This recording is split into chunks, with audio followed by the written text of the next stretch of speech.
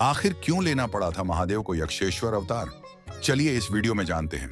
समुद्र मंथन से प्राप्त हुए अमृत का सेवन करने के बाद सभी देवता अमर हो गए थे, जिसके कारण उन सब में अहंकार आ गया था कि वे सबसे शक्तिशाली हैं और उनको कोई भी नहीं हरा सकता है।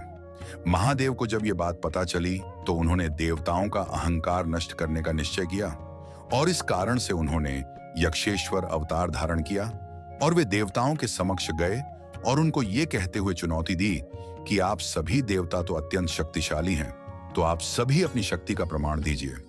ये कहते हुए उन्होंने जमीन से एक घास के तिनके को लिया और कहा कि अगर आप सभी देवताओं में इतनी ही शक्ति है तो इस घास के तिनके को उड़ाकर दिखा दीजिए।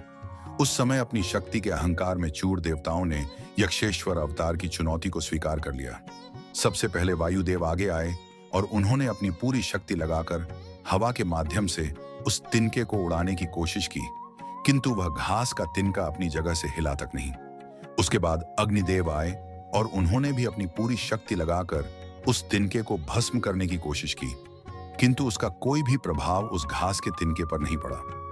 इसके बाद देवराज इंद्र ने अपनी संपूर्ण शक्ति लगाकर उस तिनके को उड़ाने की कोशिश की, किंतु वे भी असफल हो गए।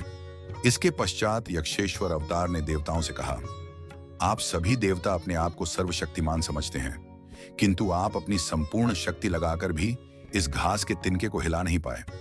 उस समय सभी देवताओं को अपनी भूल का एहसास हुआ और उनके भीतर का अहंकार नष्ट हो गया। उन्होंने महादेव के यक्षेश्वर अवतार से अपनी इस भूल के लिए क्षमा मांगी और इस प्रकार महादेव ने यक्षेश्वर अवतार धारण कर देवताओं का अहंकार नष्ट किया।